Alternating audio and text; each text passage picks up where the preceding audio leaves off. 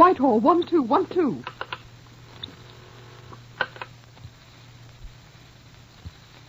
This is Scotland Yard.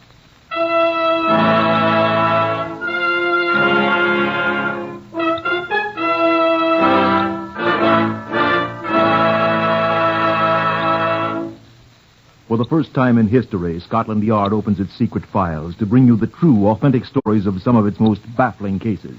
These are the true stories, the unvarnished facts, just as they occurred, reenacted for you by an all-British cast. Only the names of the participants have for obvious reasons been changed. The stories are presented with the full cooperation of Scotland Yard. Research on Whitehall 1212 is prepared by Percy Hoskins, chief crime reporter of the London Daily Express. The stories for radio are written and directed by Willis Cooper. Here are the participants in case number 693 MR966. Lance Corporal John Latimer of the Royal Corps of Signals. It was my lorry, right enough. Signaller Lewis Ruling of the same company. It only hadn't rained that night. Mrs. Elsie Avery, who lost her son. He was a lively lad, but he never done any harm. Miss Hartley, the colonel's daughter. I was raised in the army, and I know what I see. Superintendent Robert Lester of Scotland Yard. If you will come into the Black Museum here with me, I think Chief Superintendent John Davidson can show you what we started with on this case. Here's quite a collection in here of items that have figured in various cases we've worked on here in Scotland Yard. Some of them successfully, and some of them unsolved to date, shall we say. Come with me, please. Here you are, John. This is Chief Superintendent John Davidson, who has a long and distinguished record with us. Well, how do you do? Say, I finally found those things, Bob. I mislaid them, I'm afraid. Now, don't be afraid to look. They're not at all gruesome. Some folks seem to think we have a kind of chamber of horrors here. But I assure you, these things are quite innocuous for the most part. Now, this is the handkerchief. Still quite clean, isn't it? Wasn't always so clean, Bob. See, an ordinary khaki-colored handkerchief, such as millions of soldiers carried during the war. I carried one. And this, you don't recognize it? It's a gas mask cover. See the shoulder strap here? Oh, no, soldiers didn't carry this kind. This is red leather, or imitation leather, if you will. It was the type children carried with them.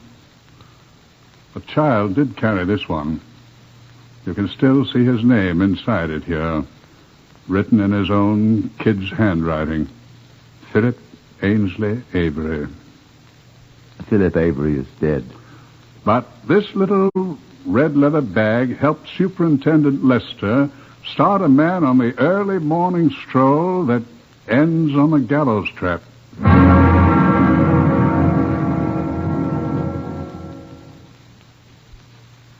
I was fortunate enough to be called by the Bucks Constabulary at once on this case. Too many times Scotland Yard is called in only after the local police have exhausted their every resource. But those chaps in Buckinghamshire wanted help at once and badly in this little village in early November 1941. Station Superintendent... no, I'll not tell you his name. Briefed me. He tossed the gas mask case, the one you just saw, on the desk. This is all we've found so far. Rather a bright-colored gas mask case for a boy to carry. How old is he? I don't know whether we should say is or was superintendent. Been looking for him how long now? 3.5 days now. And this is all you found? I must doubt if he's lost and he'd throw away his respirator case. Where'd you find it? About a mile from here, down the road in the ditch. Well-traveled road? Not very. Get anything from his parents? Father's dead, and mother's, well, as you'd expect. He was the only child. What did she think? Well, first she thought he'd run away. He was quite dotty over the army, and she thought he'd be hanging round some camp or other in the vicinity. He wasn't. Well, they've all moved out, last one a week ago. Oh, except for that convoy that went through here the day after the kid disappeared. Could they have taken him along, a mascot perhaps? Checked them first bloody thing. Not with them? No. Their OC telephoned me from somewhere over the East Coast. Nice chap and worried. Said he'd turned out the whole party and no one had heard of the kid. Good man. And the countryside is turned out, you said? Not an able-bodied man in the village that isn't out in the country searching. They'll find him, perhaps. That's what I'm afraid of. Yes. Where do you want to start? Who saw the boy last? His mother. He was just setting off for school. What about her? Well, frankly, Oh, I've seen mothers who treated their kids better. I'd better see her, hadn't I? Killing a kid's awfully nasty, Superintendent. Yes. She's my sister-in-law. Oh, Her brother's wife. I thought the kid's name was Avery. She married Avery after my brother was killed at Calais. Where is Avery? Killed at Tobruk. She must be pretty bitter. Bitter. I'll have a talk with her. Right. Oh, I'm sorry. Yeah, it's all right. I was rather fond of my young nephew. Probably why I telephoned you so quickly. Yeah. Thought you said every man in the village was out looking for the boy. They are. Who are all those chaps, then, coming down the road? Well, they're carrying something. Steady, steady, old boy. It's my sister-in-law. That's it. They've found him.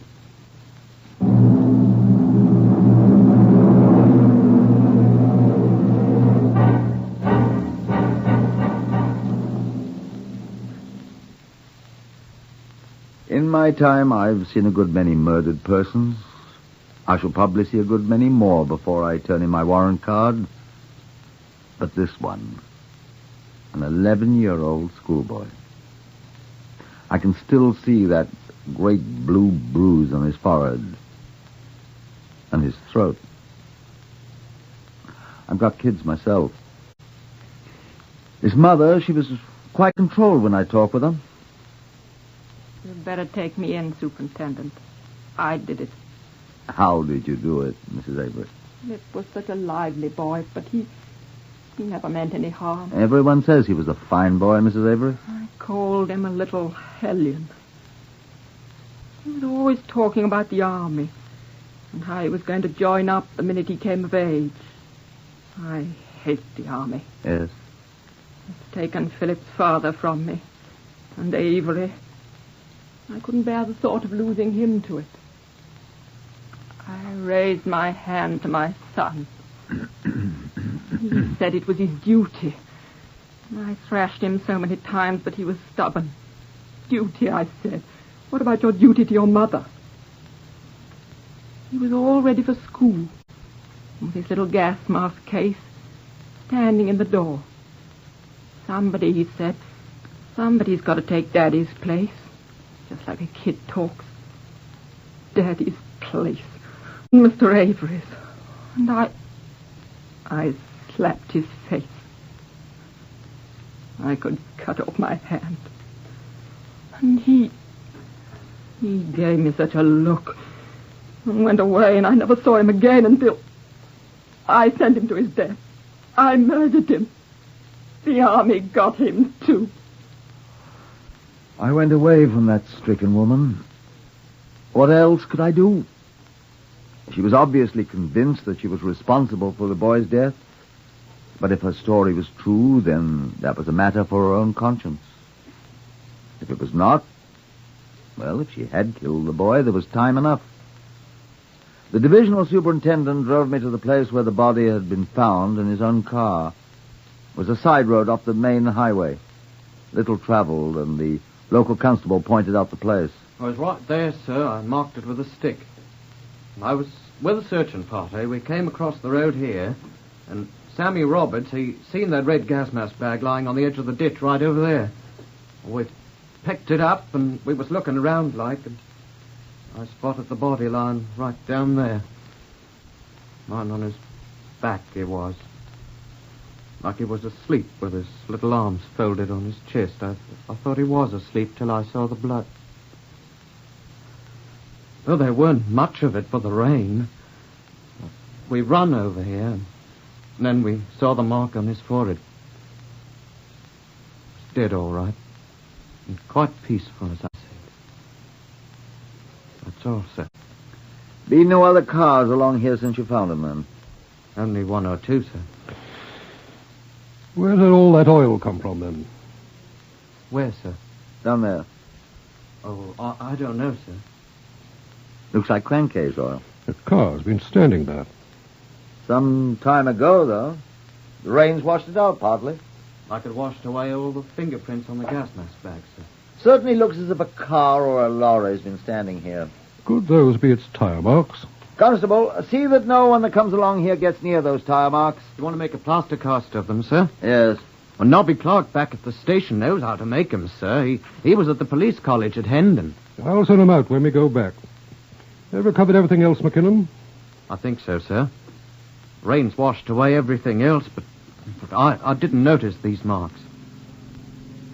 Who's that? Stop him, Constable, before he runs on those tire tracks. Stop! Stop! Please, stop! Who is it, do you know? I think it's Miss Hartley. She's got the only MG in this part. Who is she? The daughter of our local retired colonel, Chief Air Raid Warden. To learn about poor Philip, Superintendent. He was such a charming boy. What in the world are you doing out here? This is the place where he was found, Miss Hartley. Oh, how dreadful. You have my deepest sympathy, sir. Who's this man? I'm Superintendent Lester of Scotland Yard, madam. Don't call me madam. My name's Hartley. Inga Hartley. Lived here for years. My father's Colonel Hartley. Late the Green Howards. Been in the army practically all my life. What's Scotland Yard doing up here? Can't you handle this, Superintendent? Well, No, your nephew, of course, yes. Sorry. Who's had a lorry up here with a leaking crankcase? A leaking crankcase, as far as I can see it. Who was it, the murderer? Oh, sorry. We've only just come in on this. I saw a lorry over there at the road junction 3 mornings ago. Army lorry, driven by a lance corporal, driving onto the main road from this road. Oh, was that the day the boy was reported missing, Superintendent? Was, huh? You're sure it was an army lorry, miss? Hartley. Of course I know it was an army lorry, driven by a young lance corporal wearing steel-rimmed glasses, a 1,500-weight Paulson. I was raised in the army, sir, and I know what I see. Was there any markings on it, Miss Hartley? Of course. It was a Royal Corps of Signals lorry. How did you know? Why, it had the blue and white patch painted on the front like the signaler's armband. A big 56 was lettered on the side in white, and there was a red and green clover leaf painted on the left front door. The trucks of that signal convoy that passed through here. Eh? I remember the markings on them. Cod pips, that's right. What's this? Yes, what are you talking about? They were marked with playing card pips. Some of them with the ace of spades, some with diamonds and hearts. And clubs. There's your clover leaf, Miss Hartley. God, stone the bloody crows. Excuse me, that's the murderer.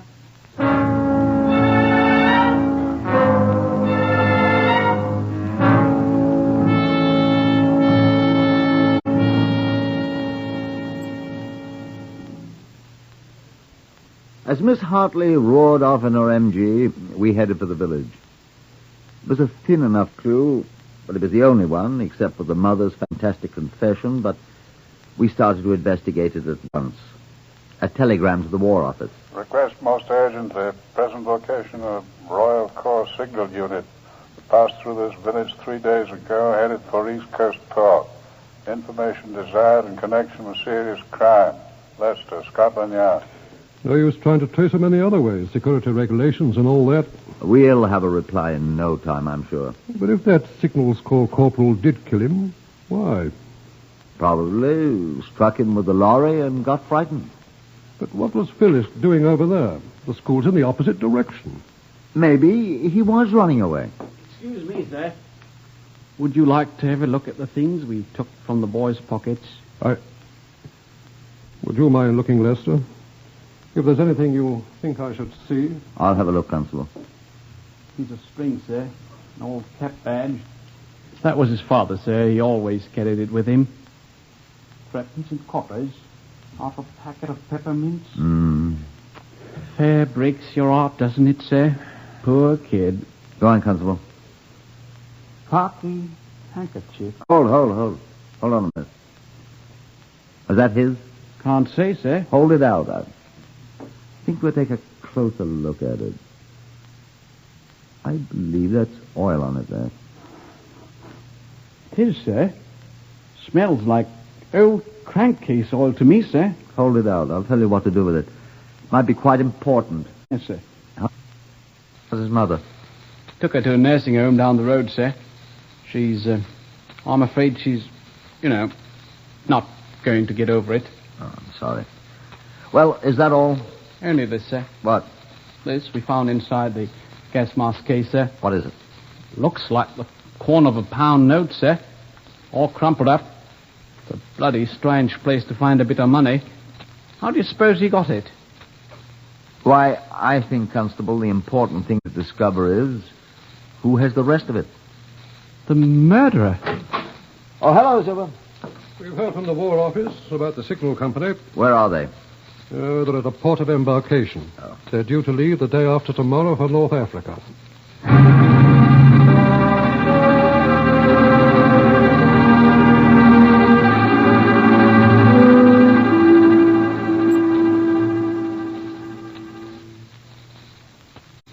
If we were to follow up what seemed to be a promising clue, in fact our only clue, there was, of course, no time to lose. But there were things that we must accomplish before we left for the port of embarkation. And these are the things we accomplished with the aid of Scotland Yard technicians who were rushed to us from London. We have the plaster cast of the tire marks on the road, sir. The samples of oil we took out of the mud are here, too. They match the oil stains on the khaki handkerchief. The handkerchief has been washed and examined. What appears to be a laundry mark, K201537, was discovered on the edge of it. It had been partially obscured by the oil stains. The wound on the boy's throat was inflicted after death, which was caused by the blow on the head, sir. One thing we do not know yet, Superintendent, is where that torn piece of the £1 note came from. I brought Philip's mother here to tell you about that. It's from Philip's money box. What? I knew at once when my brother-in-law told me. I took her home to see. Philip had come back and taken it. I looked in the drawer in his cupboard where he kept it. I found it broken open and empty. I knew what had been in it. 31 shillings in coin. I always gave him a shilling for shining in my boots. And the £1 note I gave him for his birthday the day before Michaelmas. He'd taken it all to run away on. And they murdered him for 31 shillings a £1 note. The army paid me much more for his father.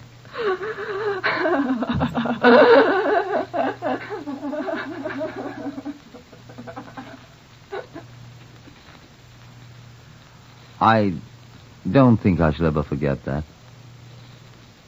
We arrived at the barracks of the signal company at the port of embarkation shortly after Reveille. Major Hugh Scott, the young officer commanding, who had been an engineer at Wandsworth, was waiting for us in what he called his orderly room. The men were still at breakfast, but the company sergeant major ushered us in. The gentleman from the police, sir. Oh, yes. Thank you, Sergeant Major. Come in, gentlemen. Thank you, Major. Sit down, gentlemen. I'm afraid I don't know what this is all about, you know. I had an urgent message. Yes, I'm afraid we shall have to cause you some inconvenience. This is a very serious matter. Mm-hmm, I gathered that. It involves murder, sir. Mysterious. What do you want me to do? Answer some questions first, Major. As well as I can. Far away. Are all your men present? The Sergeant Major will know that. Sergeant Major. Yes, sir. All our people on hand, Sergeant Major. All present at Reveille, sir. Thank you. Yes, sir. Well, they're all here, murderers included, if any. You were encamped at the superintendent's village a few nights ago. Right. He called on us. That's correct. You have one vehicle that has a bad leak in the crankcase. How'd you know that? Well, I'm asking you, sir. We surely have. Our number 56 is 56 of 1,500 weight Fordson. Well, I don't know how you know, but we're having more trouble with this monster. And the markings on this lorry? Well, the usual blue and white signals tab. And then there's the section marking on the front door. What's it like, please? An ace of clubs in red and green. Oh. May we see the driver, please? Of course. Sergeant Major again. Yes, sir.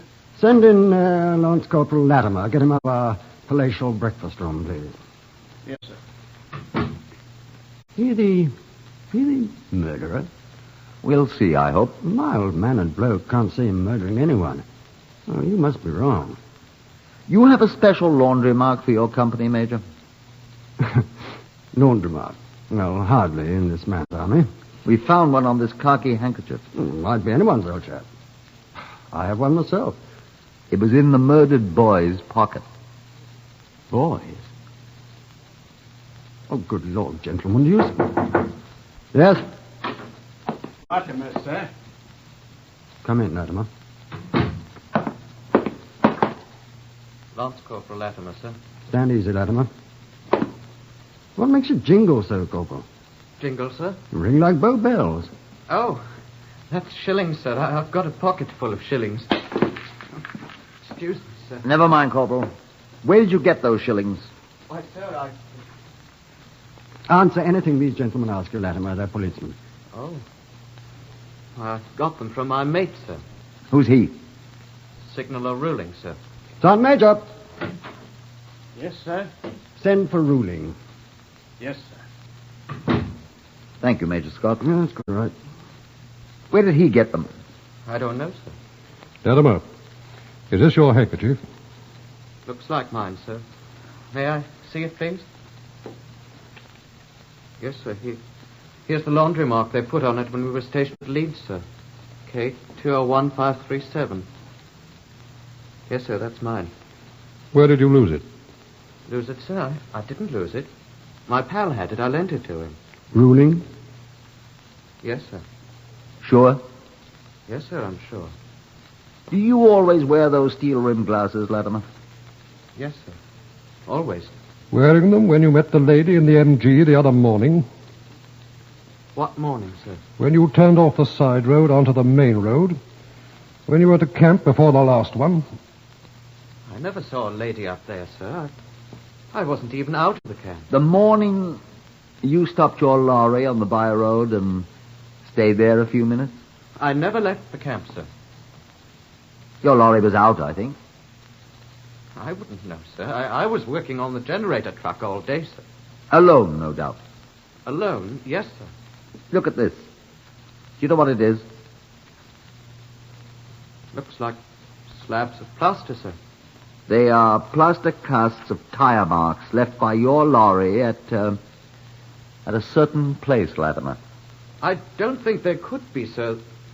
The lorry wasn't in a certain place. What certain place? Well, where you said, sir. We can easily prove it by comparing these casts with your tires. Well, sir, if it was where you said it was, it wasn't me driving it. Where did I say it was? Well, I don't know, sir. Latimer. One moment, please, Major. Latimer, do you recognize this? Do you know what it is? No, sir. A red satchel. It was the boy's gas mask case. I never saw it before in all my life, sir. I'll take my bloody oath to that. What boys, sir? Blast. Come in. What is it, Sergeant Major? Sorry, sir. What? Ruling's missing, sir. I think he's gone over the hill.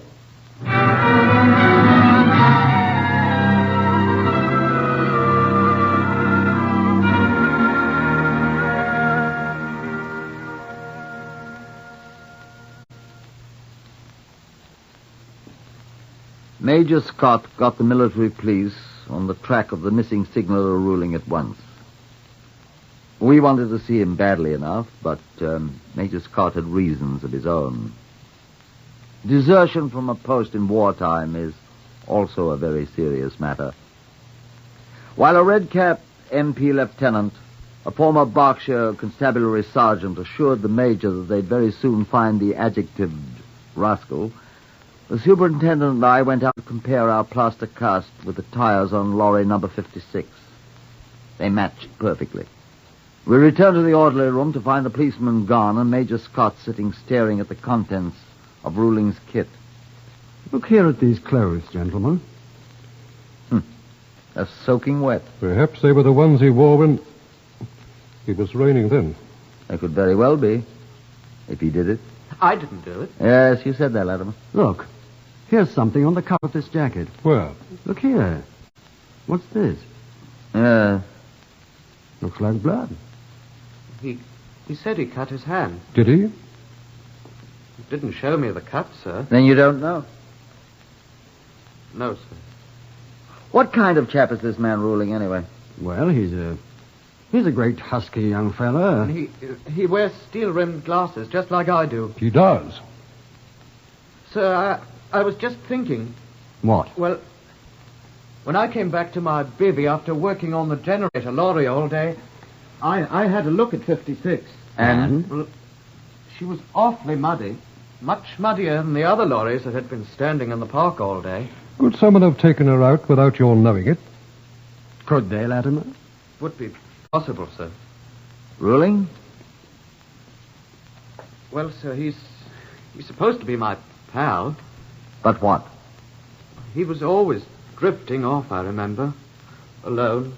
What for? Well, he always liked to visit people in the business, he said. What business? The business he was in before he was called up. What's he do? He was a butcher.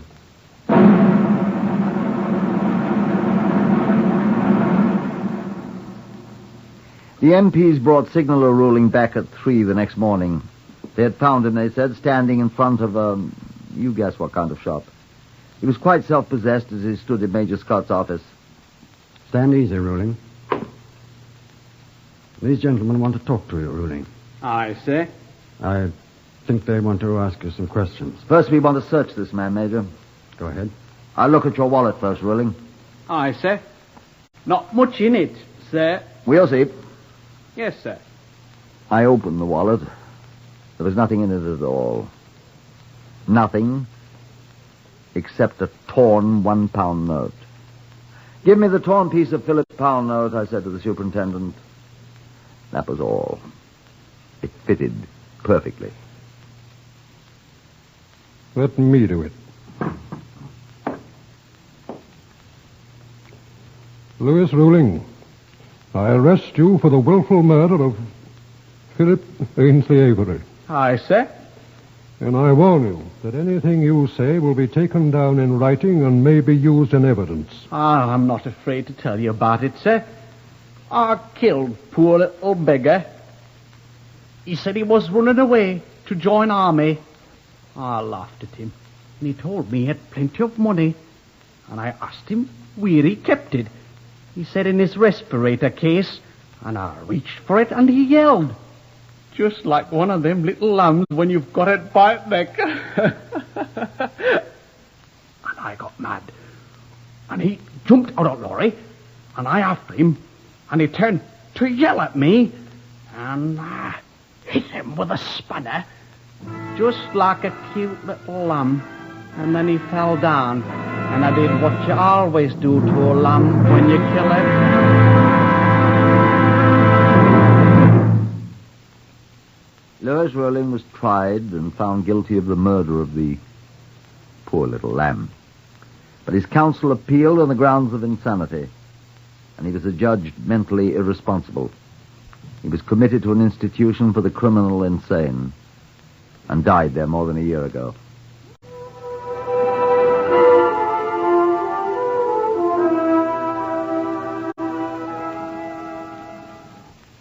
You have heard another authentic story from the files of Scotland Yard on Whitehall 1212. Research is prepared by Percy Hoskins of the London Daily Express. The stories for radio are written and directed by Willis Cooper.